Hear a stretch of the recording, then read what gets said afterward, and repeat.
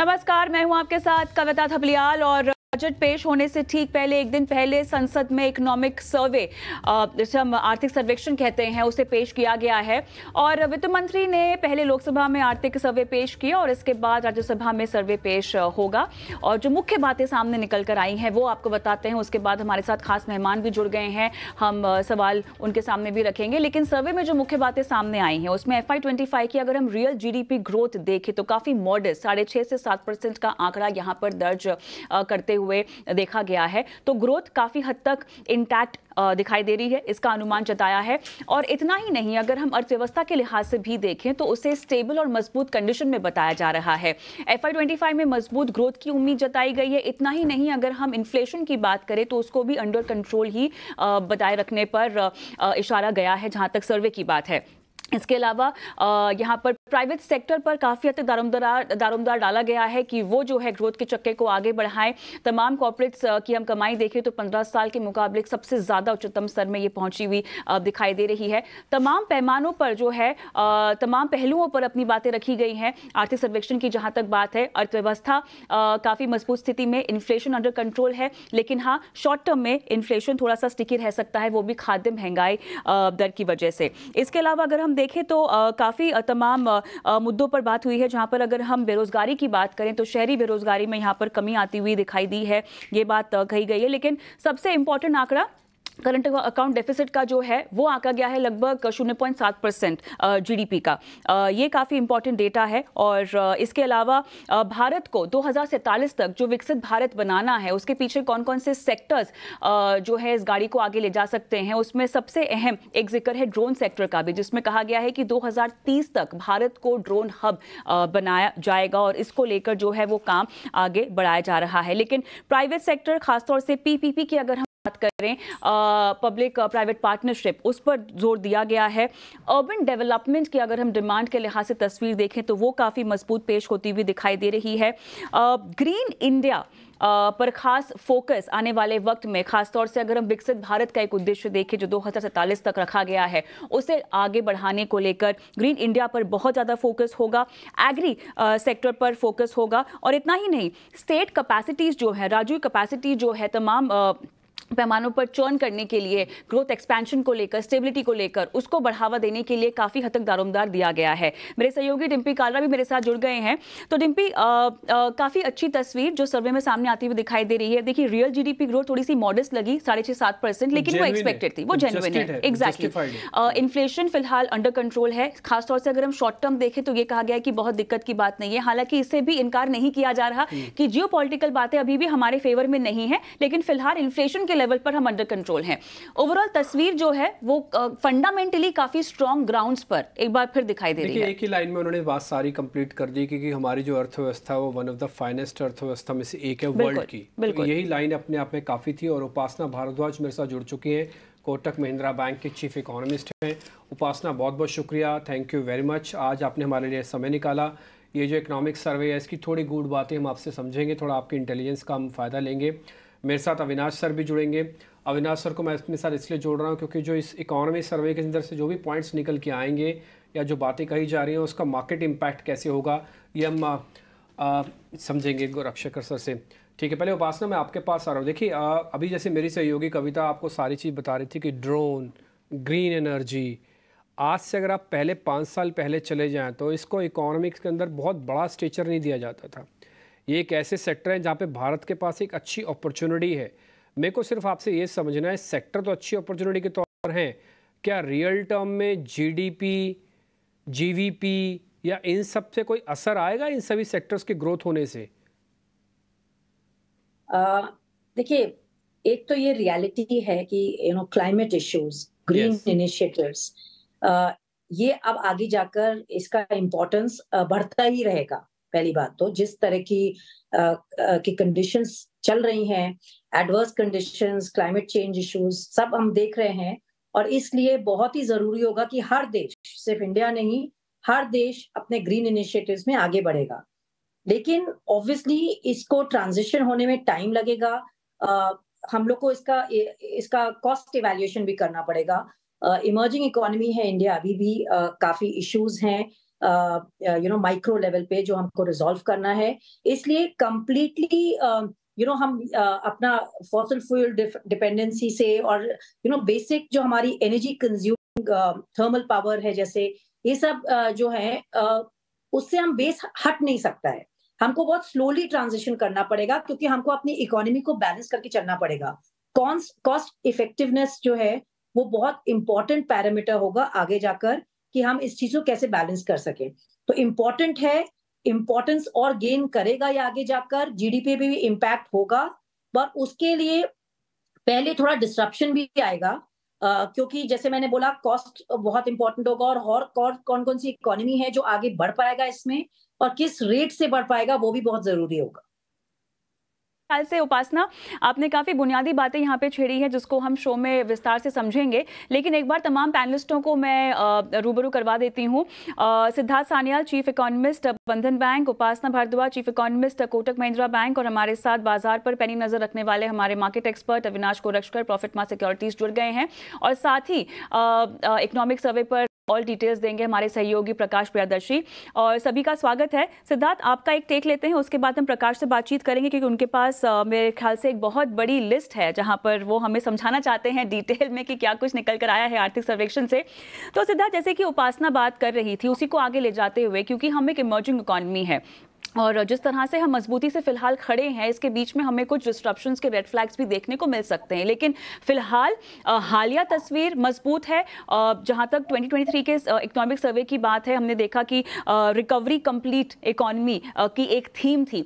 अब की बार की थीम क्या हम ये लेकर चल सकते हैं, या कम से कम जो तस्वीर समझ में आ रही है इकोनॉमिक सर्वे से, कि बाकी तमाम इकोनॉमीज के मुकाबले भारत काफ़ी स्ट्रांगली फर्मली खड़ा है, और बहुत ऐसे सेक्टर्स हैं जहां पर हम कंट्रीब्यूशन होता हुआ देख रहे हैं। बहुत सारे ऐसे सेक्टर जहां से कंट्रीब्यूशन बढ़ाने को लेकर कवायद है।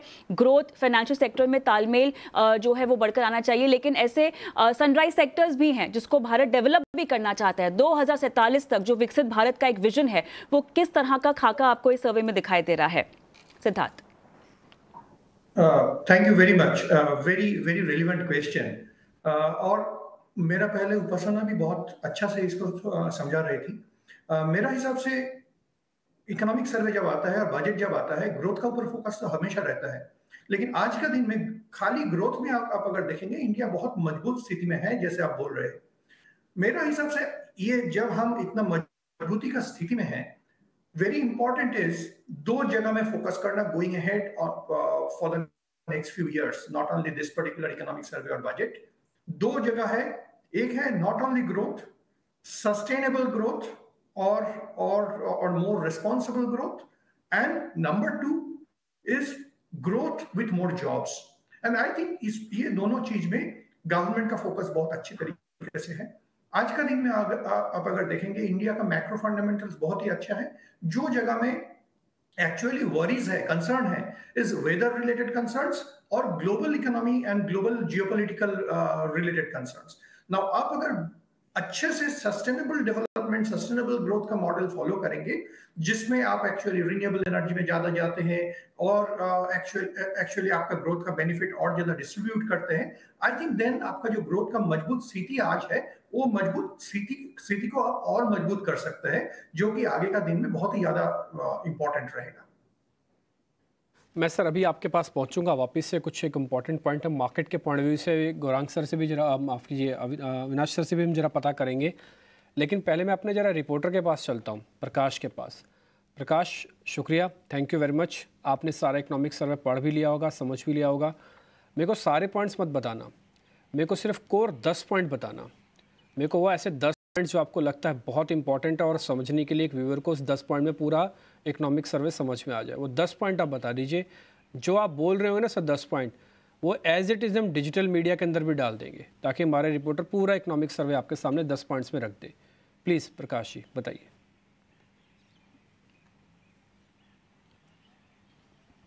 देखिए, जो फाइनेंशियल ईयर 2025 के लिए जो प्रोजेक्शन है जीडीपी ग्रोथ का, उससे इतर अगर बात करें, जो और प्रॉस्पेक्ट इसके क्या है जिस पर हमारी नजर रहनी चाहिए मेरे हिसाब से, वो ये है कि कौन से वैसे प्रोमिनेंट सेक्टर्स है जहां पर हमने अपॉर्चुनिटीज़ क्रिएट की है और हमारे लिए चैलेंजेस भी है, जिसमें डिजिटल इंफ्रास्ट्रक्चर, जिसमें कि मैसिव रिफॉर्म्स की वकालत की गई है। इकोनॉमिक सर्वे के 520 पन्नों के अगर इकोनॉमिक सर्वे को आप पढ़ें, कुछ रिफॉर्म्स मेजर्स गवर्नमेंट ने लिए हैं, बट बड़े रिफॉर्म्स की ज़रूरत है। तो डिजिटल इंफ्रास्ट्रक्चर पर बड़े बदलाव और बड़े एक्शन जो है आने वाले दिनों में दिखेंगे और कुछ झलकियां हम कल पेश होने वाले बजट में भी देख सकते हैं।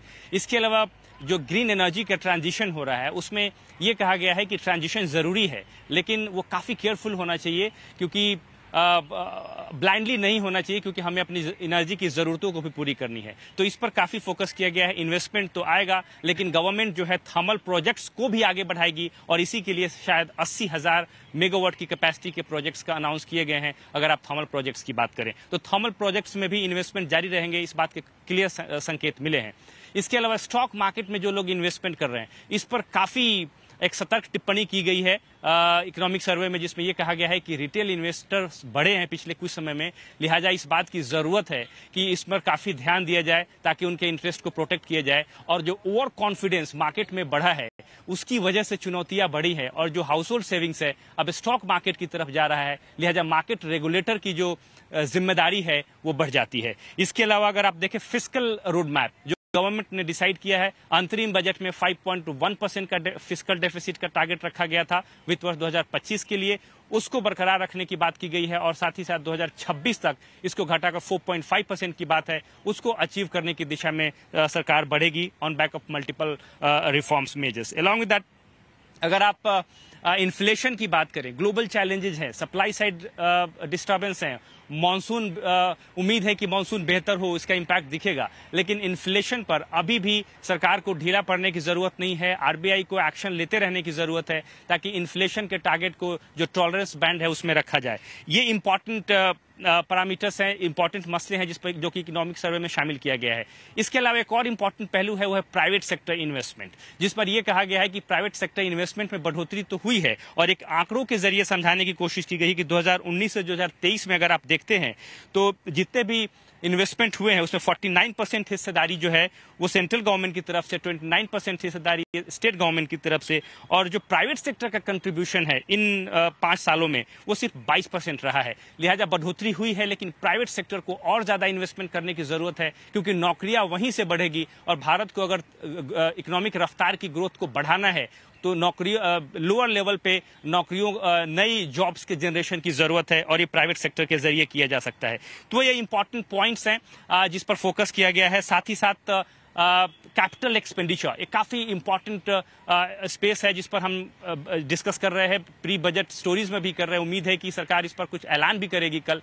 लेकिन जिस तरीके से पिछले 5 सालों के दौरान कैपिटल एक्सपेंडिचर पे, जो कि गवर्नमेंट लेड एक्सपेंडिचर है, उस पर फोकस किया गया है, उससे क्या क्या फायदे हुए हैं, उससे प्राइवेट सेक्टर को कितने सपोर्ट मिले हैं, उससे नई नौकरियां पैदा करने में कितनी मदद मिली है, इसका एक पूरा डिटेल्ड एक्सप्लेनेशन है अगर आप इकोनॉमिक सर्वे की बात करें। और इस बात पर भी फोकस किया है कि सरकार आगे भी कैपिटल एक्सपेंडिचर पर फोकस बनाकर रखेगी। तो इसका मतलब यह है कि कैपेक्स के मामले में जो मोमेंटम है वो बना रहेगा। तो ये प्रोमिनेंट पॉइंट्स हैं जिस पर फोकस किया गया है। मेरे हिसाब से नौकरी, investment, private sector investment, energy transition, fiscal road map, ये प्रोमिनेंट पॉइंट्स हैं जिस पर कि काफी डिटेल्ड प्रेजेंटेशन है, डिटेल्ड एक्सप्लेनेशन है। और साथ ही साथ सरकार ने जितने रिफॉर्म्स मेजर्स किए हैं, जो नए नए सेक्टर्स आए हैं, चाहे स्पेस सेक्टर हो, इसके अलावा चाहे आप सेमीकंडक्टर के मैन्युफैक्चरिंग हो, पीएलआई स्कीम्स हो, इसका क्या इम्पैक्ट हुआ है और अगले 4 साल के दौरान ग्राउंड जीरो पर इसका हम क्या इम्पैक्ट देखेंगे, उसकी भी काफी डिटेल्ड एक्सप्लेनेशन हमने इकोनॉमिक सर्वे में देखी है, जो दिखाता है कि भारत जो है, इंडिया जो है, इस स्थिति में अभी जो मौजूदा जियोपॉलिटिकल सिचुएशन है, one of the major fastest growing economy है, काफी मजबूत स्थिति में है। लेकिन जरूरी ये है कि सरकार जो खामियां है, जो चैलेंजेस है, उसको बनाकर उसको दूर करने की कोशिश करे और इन्वेस्टमेंट की जो रफ्तार है वो बनाए रखे। आपने प्रकाश सारे पॉइंट्स को बहुत अच्छे से बताया, थोड़ा डिस्क्राइब भी कर दिया तो और आसानी होगी हमको समझने में। और ये जो आपने 5-6 पॉइंट्स बताए ना, इन्वेस्टमेंट, ग्रोथ, जॉब्स, ये मेरे को लग रहा है इस बार की बजट की छाप भी वैसी रहने जा रही है। कुछ हम भी ऐसे एंटिसिपेट कर रहे हैं।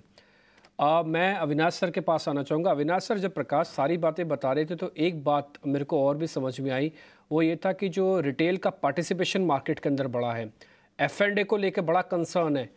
आपको पता है, आप आज सुबह ही मैं इसके बारे में जिक्र कर रहा था अविनाश सर कि देश की 2 टॉप नॉच लेडीज़, एक तो FM और दूसरा माधवीपुरी बुच SBI चेयरपर्सन, तो आपस में बातचीत कर रही थी। तो कुछ तस्वीरें वायरल हुई, तो उस वायरल में लगा हो कि हमको 20 साल हो गए स्कूल छोड़े हुए, लेकिन आज भी हम टीचर से डरते हैं, पता नहीं टीचर्स क्या डिस्कशन कर रही हैं। तो मार्केट पार्टिसिपेंट्स थोड़ा डरे हुए हैं कि पता नहीं अभी क्या F&O को लेके बोला जा सकता है, क्योंकि सख्ती बरतने की बात है। यही प्रकाश जी भी बता रहे भी हमको। अविनाश सर, कोई ऐसा पॉइंट आ सकता है क्या जो मार्केट के फेवर का ना हो F&O के पॉइंट ऑफ व्यू से? देखिए टिम्पी, मुझे लगता है कि ये बात तो सभी को पता है कि ऑलरेडी सेबी रेगुलेटर ने काफी चर्चा की है, सजेशंस लिए हैं कि रिटेल का जो पार्टिसिपेशन है वो बहुत ही सिग्निफिकेंटली बढ़ा है और वो थोड़ा अनकंफर्टेबल लेवल पे है। हालांकि देखिए, ट्रेडिंग का रिस्क एपिटाइट, हर एक का अपने अपने रिस्क एपिटाइट के हिसाब से इन्वेस्टर्स या ट्रेडर्स आते हैं, लेकिन हो सकता है कि इस बजट में F&O ट्रांजैक्शंस पे शायद टैक्स बढ़े या लॉट साइज बढ़े। आई मीन लॉट साइज तो ऑब्वियसली सेबी का मैटर है, बट यहाँ पे अगर कोई टैक्स का दर्जा बढ़ता है F&O ट्रांजैक्शंस पे, तो मेरे ख्याल से डेफिनेटली शॉर्ट टर्म में तो मार्केट पार्टिसिपेंट्स को अच्छा नहीं लगेगा, क्योंकि क्लियरली ट्रांजैक्शन कॉस्ट बढ़ेगी। और जो छोटे निवेशक है, जो 10 लाख के नीचे के ऑप्शन ट्रेडिंग करते हैं, मेरे ख्याल से उनके लिए थोड़ी सी दिक्कत ज्यादा बढ़ेगी, और वही सबसे ज्यादा बल्क परसेंटेज है टोटल F&O ऑप्शंस की बात करें तो डेफिनेटली कुछ ना कुछ तो जरूर आने की पॉसिबिलिटी है, क्योंकि देखिए अभी इकोनॉमिक सर्वे ने भी कहा है और कॉन्फिडेंस थोड़ा सा ज्यादा आ रहा है रिटेल इन्वेस्टर्स में, और F&O में बहुत ही तेजी से वॉल्यूम बढ़ रहे हैं जो रिटेल निवेशक ट्रेडर्स ड्राइव कर रहे हैं। तो आई थिंक हो सकता है, इसमें कोई डाउट नहीं, हमको इसके लिए तैयार रहना है, क्योंकि कहीं ना कहीं रेगुलेटर और गवर्नमेंट चाहता है कि रिटेल निवेशकों का इंटरेस्ट बचा है, और इसके लिए थोड़ा सा एक सख्त कदम वो उठाना चाहते हैं। चलिए चर्चा को थोड़ा सा और फैलाते हैं और अलग अलग मुद्दे जिनका खासतौर से उल्लेख किया गया है। और उपासना जी, मैं थोड़ा सा बेरोजगारी की ओर यहाँ पर अब बात करना चाहती हूँ। और जैसे वर्कफोर्स में अगर हम देखें, बेरोजगारी दर यहाँ पे लगभग 3.2% हाईलाइट की गई है सर्वे में, और कॉर्पोरेट इंडिया को जो है बहुत ज़्यादा नौकरियाँ पैदा करने की जिम्मेदारी भी दी गई है, इसका उल्लेख है, जैसा कि हमारे सहयोगी भी बता रहे थे प्रकाश। साथ ही अगर हम देखें तो ओवरऑल अनएम्प्लॉयमेंट अगर हम अर्बन के हिसाब से देखें तो ये आंकड़ा लगभग 6.7% शहरी बेरोजगारी दर सामने आती हुई दिखाई दे रही है। वर्कफोर्स में 45.5% एग्री सेक्टर वर्कफोर्स का पार्टिसिपेशन रहने का जिक्र भी किया गया है। ओवरऑल किस तरह की दशा और दिशा आपको बेरोजगारी के दर पे और वर्कफोर्स के दर पे अब आगे जाती हुई दिखाई दे रही है, कीपिंग इन माइंड 2047 का जो विकसित भारत का विजन है? एब्सोल्युटली, हमारा जो अभी प्रोग्रेस है, अभी नियर टर्म हम सब ने भी बोला है, इकोनॉमिक सर्वे ने भी हाईलाइट किया है कि इकोनॉमिक प्रोस्पेक्ट्स बहुत अच्छे हैं, लेकिन जैसे सिद्धार्थ ने बोला, सस्टेनेबल जब हम बोलते हैं ना, सस्टेनेबल ग्रोथ, उसमें आपका वर्कफोर्स कैसे सस्टेन करेगा वो भी इंपॉर्टेंट आ जाता है, apart from the regular term sustainability that we use, क्योंकि इंडिया का डेमोग्राफिक डिविडेंड है और उस चीज को हार्नेस करने के लिए हमको बेरोजगारी को कंप्लीटली वाइप आउट करना ही पड़ेगा, हमारे पास ऑप्शन नहीं है। और अगर हम देखा जाए तो हमारा female force labour force participation rate बहुत ही वीक है। ऑफ कोर्स इंप्रूव हो रहा है पिछले 4-5 सालों में, फिर भी अभी काफी लो है कंपेयर टू इंटरनेशनल स्टैंडर्ड्स।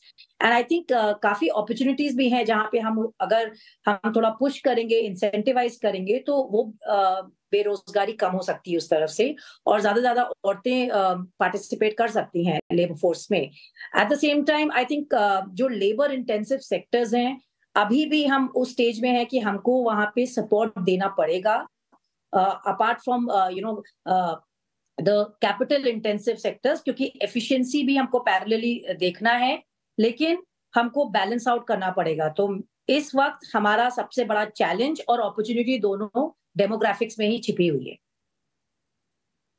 की बात को आगे ले जाते हुए बेरोजगारी के साथ साथ मैं थोड़ा सा एक और तवज्जो जो दिया गया है वो है MSME के ग्रोथ और इनके एक्सपेंशन को लेकर।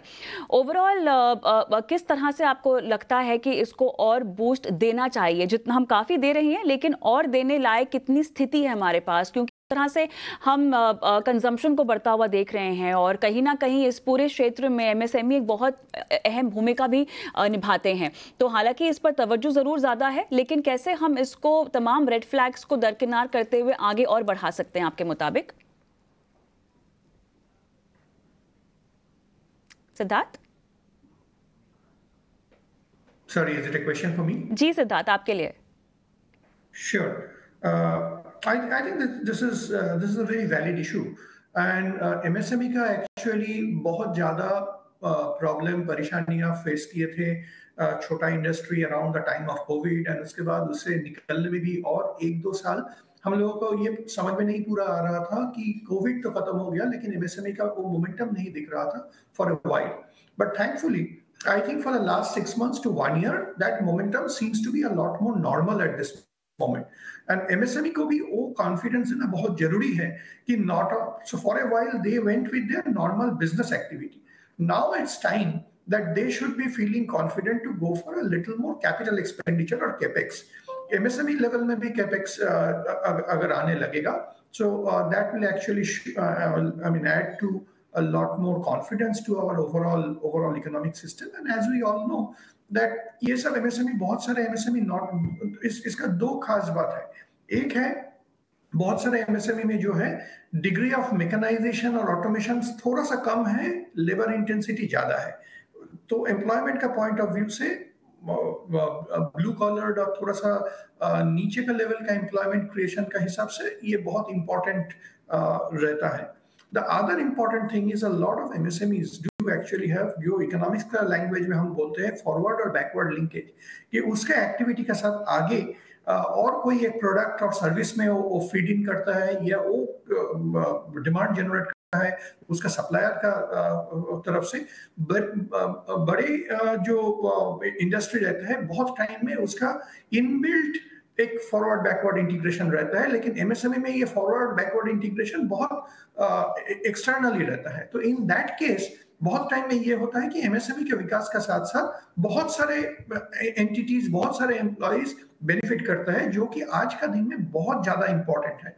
मेरा हिसाब से एमएसएमई के लिए कुछ फायदा की चीज ये बजट में एक्सपेक्ट करना लॉजिकल है, and I look forward to that tomorrow. And MSME का जो बेनिफिट एक्चुअली इकोनॉमी के लिए भी बहुत ज्यादा फायदा कर रहेगा at this juncture. Avinash sir, ये बताई गई है कि जो कैपेक्स होगा वो उसी स्पीड से बना रहेगा, और उन्होंने ये भी कहा कि पीपीपी मॉडल को हम थोड़ा और आगे बढ़ाना चाहते हैं. सक्सेसफुल मॉडल है इंडिया में. तो आप मेरे को बता सकते हैं कि मार्केट के हिसाब से कहाँ पे कैपेक्स को और बढ़ा सकते हैं, और ये पीपीपी मॉडल जो होगा ये कहाँ पे और वाइबल हो सकता है और बेहतर हो सकता है? नहीं, मेरे ख्याल से देखिए पहले अगर कैपिटल एक्सपेंडिचर की बात करें तो ये बात अच्छी है कि इकोनॉमिक सर्वे ने कहा है कि वो मोमेंटम बरकरार रखेंगे. इंटरिम बजट में 11 लाख करोड़ का कैपिटल एक्सपेंडिचर इन्होंने आउटलाइन किया था, जो मार्केट्स को काफी पसंद था, और ये अगर सस्टेन होता है तो इसका मतलब इंफ्रास्ट्रक्चर, रोड्स, उसके बाद हाउसिंग, ये सारे जो सेक्टर्स है वहां पे आपको बहुत सारा पीपीपी मॉडल के पॉइंट ऑफ व्यू से एक्टिविटी देखने को मिलेगी. ज्यादातर जो ईपीसी कंपनीज है, कंस्ट्रक्शन कंपनीज है, जो रोड वाली कंपनीज है, वहां पे आपको एक्शन देखने को मिलेगा, क्योंकि गवर्नमेंट लगातार इन सेक्टर्स पे पैसा लगा रहा है जहां पे प्राइवेट सेक्टर अभी नहीं लगा रहा है. तो कहीं ना कहीं इंफ्रास्ट्रक्चर रिलेटेड जो भी सेक्टर्स है, जहां पे रोड रिलेटेड है, वाटर रिलेटेड है, या टिपिकली हाउसिंग से रिलेटेड है, यहाँ पे मार्केट्स डेफिनेटली कल के बजट में वॉच रखेगी, क्योंकि कहीं ना कहीं वाटर से रिलेटेड, हाउसिंग से रिलेटेड, से रिलेटेड बड़े अनाउंसमेंट्स आने की अपेक्षा है, क्योंकि इसी से जीडीपी ग्रोथ बढ़ेगा. तो मेरे ख्याल से ये सारे सेक्टर्स लाइमलाइट में रहेंगे. आई थिंक आपको कल का बजट का इंतजार करना है, लेकिन ये डेफिनेटली संकेत क्लियरली दिख रहे कि ये सेक्टर्स में बड़े अनाउंसमेंट्स आने की उम्मीद है. मेरे ख्याल से सवाल तो हमारे पास बहुत है हम तीनों को पूछने के लिए, लेकिन मेरे पास समय खत्म हो गया है. लेकिन जाते जाते मैं चाहती हूं कि एक टॉप डिमांड जो कि वित्त मंत्री साहिबा से आप सभी की होगी कल के बजट में, वो पूछना चाहूंगी. उपासना, शुरुआत आपसे करती हूँ. वन टॉप डिमांड जो कि आप सुनना चाहती हैं अनाउंसमेंट के रूप में कल बजट में. I think stick to fiscal consolidation road map. बिल्कुल. Siddharth? Incentive for capex for MSME in particular. ठीक है. अविनाश जी? मैं कहूंगा कि कविता, कैपिटल गेन्स टैक्स पे कोई छेड़छाड़ ना करे तो ही अच्छा रहे. ख्याल से जो अभी स्ट्रक्चर है वो उसे इंटैक्ट रखे, मार्केट उसी को लेके पॉजिटिव. कैपिटल गेन, एमएसएमई और साथ ही इन सभी चीज़ों पे फोकस है। फिस्कल डेफिसिट की बात बोली उपासना ने, ये बहुत इंपॉर्टेंट है मार्केट्स के लिए कि भी फिस्कल डेफिसिट आपका डिस्टर्ब ना हो। अब तो अलायंस वाली गवर्नमेंट है। कविता, आप सबसे पूछ रहे हैं, आप अपनी तो बताइए। नहीं, मैं आपसे पूछने वाली थी, ये चीटिंग है, मैं सबसे एंड में बताऊंगी। बताइए आपकी क्या तो एक टॉप डिमांड है? मेरी तो एक ही डिमांड है, जो F&O वाले भाई लोग काम कर रहे हैं मार्केट के अंदर, आप उनके बारे में ज़्यादा गंभीर फैसला मत लीजिएगा। आप लीजिए, चेक एंड बैलेंस करवाइए, इसमें कोई दिक्कत नहीं है। F&O रेगुलेटेड होना चाहिए, बट इतना भी मत कर देना रेगुलेशन की मार्केट ही क्रैक हो जाए। बिल्कुल, सभी ने सेक्टर की डिमांड रख ली है। मैं आम टैक्स पेयर की डिमांड चाहती हूँ। ओल्ड टैक्स रिजीम में 80C का दायरा बढ़ा दीजिए, नई टैक्स रिजीम में इंश्योरेंस को लेकर, एनपीएस को लेकर थोड़ा सा बेनिफिट दे दीजिए, उसको और अट्रैक्टिव बनाने के लिए। चलिए, इसी के साथ आप सभी का बहुत बहुत धन्यवाद, समय निकाला इतने विस्तार से इस चर्चा में आज शिरकत की। और इसी के साथ मुझे और डिम्पी को भी इजाजत दें, लेकिन यहाँ पर कारोबारी सत्र खत्म होने में बस कुछ ही घंटे रह गए हैं, तो हमारे साथ बने रहें। अगली पेशकश